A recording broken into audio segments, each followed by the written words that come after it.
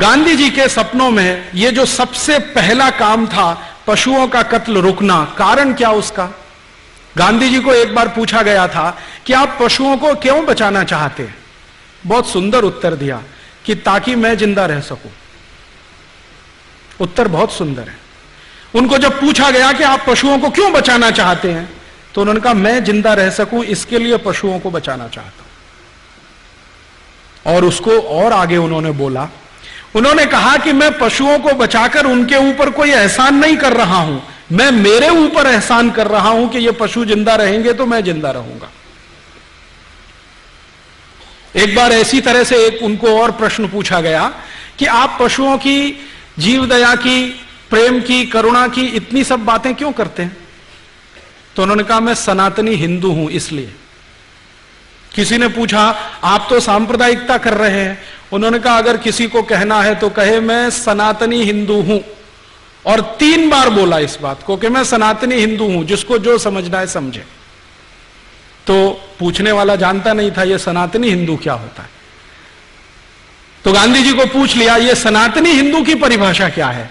तो उन्होंने कहा सनातनी हिंदू का मतलब होता है जो पुनर्जन्म में विश्वास करता है। मैं पुनर्जन्म में मानता हूं और इसलिए मैं चाहता हूं कि पशुओं की रक्षा होनी चाहिए। बात वहीं पर खत्म हो गई।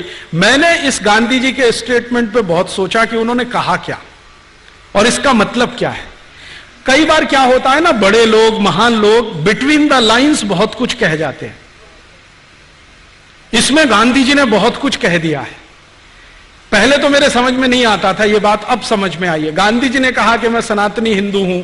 सनातनी हिंदू कौन होता है? जो पुनर्जन्म में मानता है। इसका माने पूरा भारतवर्ष सनातनी हिंदू है, क्योंकि सारे भारतवासी पुनर्जन्म में मानते हैं। भारत में एक भी ऐसा व्यक्ति नहीं है जो पुनर्जन्म नहीं मानता हो। मैं हिंदुस्तान में पूरब से पश्चिम, उत्तर से दक्षिण इतना यात्रा कर चुका हूं कि लगभग 3 बार भारत की परिक्रमा के बराबर। और मैंने अलग अलग जातियों के, अलग अलग धर्मों के लोगों से एक ही प्रश्न कई बार पूछा है गांधी जी को समझने के लिए, पुनर्जन्म में मानते हो? हाँ मानते तो हैं, लेकिन हमारी बाइबल नहीं कहती है। हम तो मानते हैं, बाइबल में नहीं है। एक बार मैं एक बहुत बड़े मौलाना अब्दुल वहीद खान से बात कर रहा था लखनऊ में। मैंने कहा आप पुनर्जन्म में मानते हैं? हाँ मानता तो हूं, लेकिन कुरान शरीफ में कहीं नहीं है। तो मैंने कहा अब इसमें संकट है। अगर आप कुरान शरीफ को मानते हैं, कुरान शरीफ पुनर्जन्म को नहीं मानती है, तो आप पुनर्जन्म में कैसे मानते हैं? तो उसने कहा देखो यार, भारतीयता जाति नहीं है। अब इतनी बड़ी बात, भारतीयता जाति नहीं है। भले हम मजहब बदल लें, संप्रदाय बदल लें, भारतीयता नहीं जाती। फिर एक बार मैंने उनसे पूछा कि आपके संप्रदाय में, मजहब में ऐसे कितने लोग हैं जो पुनर्जन्म मानते हैं? उन्होंने कहा शायद 90% होंगे। मैंने कहा आप गारंटी से कहते? उसने कहा शायद 95% होंगे। फिर तीसरी बार कहा तो कहा 99% भी हो सकते। मैंने पूछा कैसे? तो उन्होंने कहा हम कोई अरब देश से आए हुए थोड़ी हैं, हम तो यहीं के हैं। हजारों साल हमारे पुरखे तुम्हारे ही जैसे थे। किसी एक समय विशेष में किसी गलत काम के कारण या गलत प्रभाव के कारण हमने मजहब बदल लिया, तो भारतीयता थोड़ी चली गई है। फिर मैंने कहा मुझे ऐसे कुछ लोगों से बुला दो जो भारतीय मुसलमान हैं। आजकल एक शब्द चल गया है ना, अमेरिकन इंडियन, है ना? तो मैंने कहा चलो भारतीय मुसलमान है, उनसे मिलवा दो। उन्होंने मुझे इतने सारे लोगों से मिलवाया है। उनके घरों में मैं गया हूं, उनकी शादी ब्याह की पद्धतियों को मैंने देखा है, नामकरण की पद्धतियों को देखा है, उनके त्योहारों की रीति रिवाजों को देखा है। कहीं से नहीं लगता है कि वो अभारतीय हो गए। ज्यादा से ज्यादा दिखाई देता है कि उनका नाम बदल गया है और पूजा करने की पद्धति बदल गई है। तो क्या पूजा करने की पद्धति तो हम सनातनी हिंदुओं में भी विशिष्ट हैं। कोई मंदिर को मानता है, कोई नहीं मानता, कोई दुर्गा को मानता है, कोई हनुमान जी को मानता है, कोई किसी को मानता ही नहीं है, कहता है कि देवी देवता होते नहीं है, मूर्ति कुछ। तो पूजा की पद्धति तो हम में भी बदली हुई है, उनमें भी बदली हुई है। तो क्या भारतीयता तो नहीं गई है? मैंने एक उनसे प्रश्न पूछा खान साहब से कि अच्छा ये बताइए कत्ल खानों पर आपका क्या विचार है। उन्होंने कहा वही जो महात्मा गांधी का है, कत्ल खाने बंद होने चाहिए। मैंने पूछा क्यों बंद होने चाहिए, तो उन्होंने कहा कि इसलिए कि हम जिंदा रह सके। मैंने कहा आप गांधी जी को अनुकरण कर रहे हैं या ईमानदारी से कह रहे हैं। उन्होंने कहा मुझे भी समझ में आता है कि पशु जिंदा है तो हम जिंदा हैं, हमारी औकात तो इन पशुओं से है, अगर ये चले गए तो हम तो नहीं रहने वाले हैं। फिर उनसे मैंने एक विशिष्ट बात पूछी जिसको पूछने की हिम्मत कम लोगों में होती है। मैंने उनसे कहा आपने कभी गाय का मांस खाया? उसने कहा यार एक बार खाया था तो मेरी मां ने बहुत पिटाई किया था मेरा। मैंने पूछा कैसे, क्यों? उन्होंने कहा हमारे घर में सख्त पाबंदी है, आज भी हम गाय का मांस नहीं खाते हैं।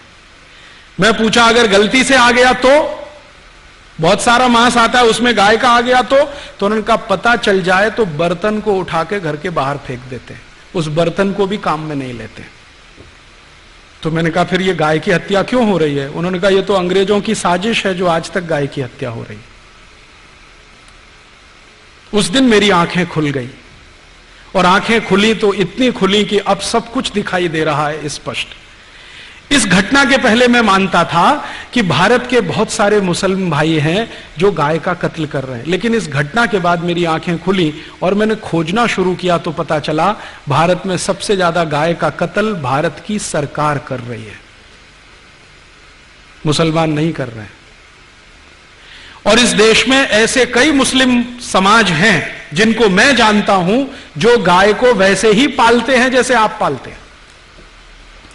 आप कभी आइए, गुजरात में कच्छ नाम का एक जिला है। कच्छ जिले में एक नहीं सैकड़ों मुसलमान नहीं हजारों हैं जो गाय पालन करते हैं, गाय का दूध बेचते हैं, दूध में से दही बनाते हैं, दही से मक्खन निकालते हैं, मक्खन से घी बनाते हैं और बेचते हैं। आप राजस्थान में आइए, बीकानेर, जैसलमेर, बाड़मेर, ये तीनों जिलों में एक नहीं हजारों मुसलमान हैं जो गाय पालते हैं, गाय का दूध बेचते हैं, दूध में से मक्खन बनाते हैं, फिर घी बनाते हैं और धंधा करते हैं। राजस्थान का एक इलाका है अलवर, मेवात क्षेत्र कहते हैं। पूरा मेवात क्षेत्र जो है ना मुस्लिम समाज के भाइयों से डोमिनेटेड है। वहां एक नहीं सैकड़ों मुस्लिम भाई हैं जो गाय पालते हैं, गाय का दूध पीते हैं, गाय के दूध से दही बना के वैसा ही भी घी और बिजनेस करते हैं। मुसलमान गाय नहीं काटते। ये बहुत बड़ा भ्रम है जो हम हिंदुस्तानियों के बीच में फैलाया अंग्रेजों ने, और ये भ्रम फैलाया था अंग्रेजों की रानी ने, जिसको हम दुर्भाग्य से विक्टोरिया कहते रहे हैं। उसने एक चिट्ठी लिखा था 1894 में। अंग्रेजों का एक अधिकारी हिंदुस्तान में था, उसका नाम था लैंसडाउन, गवर्नर था इस देश में। उसको एक चिट्ठी लिखा, विक्टोरिया ने चिट्ठी लिखा कि देखो हम भारत में जितने कत्ल खाने चलाते हैं उनमें सबसे ज्यादा गाय कटती है। ये भारत के हिंदुओं को पसंद नहीं है क्योंकि ये उनकी अधिष्ठात्री है, माने हम उसको पूजनीय मानते हैं, मातृ समान मानते हैं। हिंदुओं को पसंद नहीं है और वास्तव में मुसलमान भी नहीं पसंद करते गाय को मारना और उसको खाना। गाय तो हमारे लिए काटी जाती है, माने अंग्रेजों के लिए काटी जाती है। अब भारत में हिंदू और मुसलमान कभी एक हो गए और गाय बचाने में लग गए तो हमारी सरकार नहीं चलेगी भारत में। इसलिए तुम एक काम करो कि जितने कत्ल खाने चल रहे हैं गाय काटने के लिए, उनमें मुसलमानों की भर्ती कर दो और हिंदुओं को बताओ कि गाय देखो मुसलमान काट रहे हैं। तो हिंदुओं की भर्ती नहीं, मुसलमानों की भर्ती कर दो। हिंदुओं को बताओ कि गाय मुसलमान काट रहे हैं, कट हमारे लिए रही है, काट रहे हैं मुसलमान, खाते नहीं है, हम खा रहे हैं, काट रहे हैं ये। हिंदुओं को जब ये पता चल जाएगा ये दोनों एक दूसरे को लड़ मारेंगे और ये लड़ने लगेंगे तो हमारी गद्दी सुरक्षित रहेगी और हम भारत पर 1000 वर्ष तक राज करेंगे। ये विक्टोरिया की चिट्ठी है, लैंसडाउन को 1894 में लिखी गई। इस चिट्ठी से पढ़कर मेरे समझ में आ गया कि पॉलिटिक्स क्या है इस देश में। पॉलिटिक्स ये है कि गाय कटे अंग्रेजों के लिए और लड़ते रहे हिंदू मुसलमान। हम एक दूसरे को गाली देते रहें, एक दूसरे की टांग खिंचाई करते रहें और अंग्रेज मजा करते रहें। इस तरह से अंग्रेजों ने वो एक जो पॉलिसी है ना, बांटो और राज करो, डिवाइड एंड रूल, वो ये है। तो तो इस डिवाइड एंड रूल में हमको फंसाया, गाय को कटवाया, और एक दो नहीं करोड़ों गायों को कटवाया इस देश में। एक कत्ल खाना जो कलकत्ता से शुरू हुआ, धीरे धीरे भारत के हर कैंट एरिया में फैल गया। 350 कैंट एरिया अंग्रेजों ने स्थापित किए, 350 कत्ल खाने बना दिए। गांधी जी इन्हीं की खिलाफत करते थे अंग्रेजों के जमाने में। गांधी जी को बार बार लगता था कि ये कत्ल खाने बंद होने चाहिए। और गांधी जी के पहले एक और बहुत महान व्यक्ति हुए इस देश में जिनको बहुत पीड़ा होती थी इन कत्ल खानों के चलने से। उनका नाम था स्वामी दयानंद सरस्वती, जिन्होंने आर्य समाज की स्थापना की। उन्होंने तो अपने जीते जी एक फौज तैयार कर दिया गोरक्षा के लिए। स्वामी दयानंद सरस्वती ने एक संगठन बना दिया जिसका नाम आर्य समाज, आज तक जीवित है। 125 वर्ष पुराना संगठन है, कांग्रेस से भी पुराना संगठन। कांग्रेस जो राजनीतिक दल है ना, उससे पहले का ये आर्य समाज है। इसका एक ही काम था, गोरक्षा करना। और इस आर्य समाजी संगठन ने पूरे देश के नौजवानों को ऐसा चार्ज कर दिया था कि भारत के 7,32,000 गांवों में हर जगह गोरक्षा समिति बन गई थी। 1870 से यह शुरू हुआ और 1894 में आकर यह आंदोलन अपने सबसे उच्चतम शिखर पर था। और 94 में जब यह आंदोलन उच्चतम शिखर पर था तो भारत के हिंदू, मुसलमान, सिख, ईसाई, जैन, पारसी, बौद्ध सब मिलकर गोरक्षा में लगे हुए थे। और अंग्रेजों के सामने एक प्रश्न खड़ा कर दिया था कि एक भी गाय कटेगी तो अंग्रेजों की खैर नहीं। तो अंग्रेज घबरा गए थे। इसी घबराहट में रानी ने चिट्ठी लिखी थी 1894 में कि अगर इस आंदोलन को तोड़ना है, हिंदू मुसलमानों को लड़ाना है, तो तुम ये काम करो कि सारे कत्ल खानों में मुसलमानों की भर्ती करो और हिंदुओं को बताओ कि गाय ये काट रहे हैं। और जब ये खबर अंग्रेजों ने फैलाई, उसके बाद इस देश में हिंदू मुसलमानों के दंगे शुरू हो गए। मैं आपको विनम्रता पूर्वक बताना चाहता हूं कि 1894 के पहले इस देश में एक भी हिंदू मुस्लिम दंगा नहीं हुआ। पहला हिंदू मुस्लिम दंगा 1894 दिसंबर में हुआ, रानी की इस चिट्ठी के बाद। और उसके बाद लाइन लग गई दंगों की। फिर क्या हुआ, आजादी का प्रश्न पीछे आ गया, गोरक्षा का प्रश्न पीछे आ गया, हिंदू मुसलमानों का सांप्रदायिकता का प्रश्न सबसे आगे आ गया। और अंग्रेजों ने लगभग 60-70 साल तक इसी आग को जलाकर रखा और इसमें समय समय पर घी डालते रहे। वो कभी भी ये दोनों एक ना हो जाएं, इसके लिए पूरी ताकत लगाकर अपने एजेंटों को उन्होंने भारत की बहुत सारी संस्थाओं में घुसा के बिठा दिया कि यह समाज एक ना हो जाए। और इस तरह से बदस्तूर गाय कटती रही और हत्या होते होते करोड़ों की संख्या में पहुंच गई।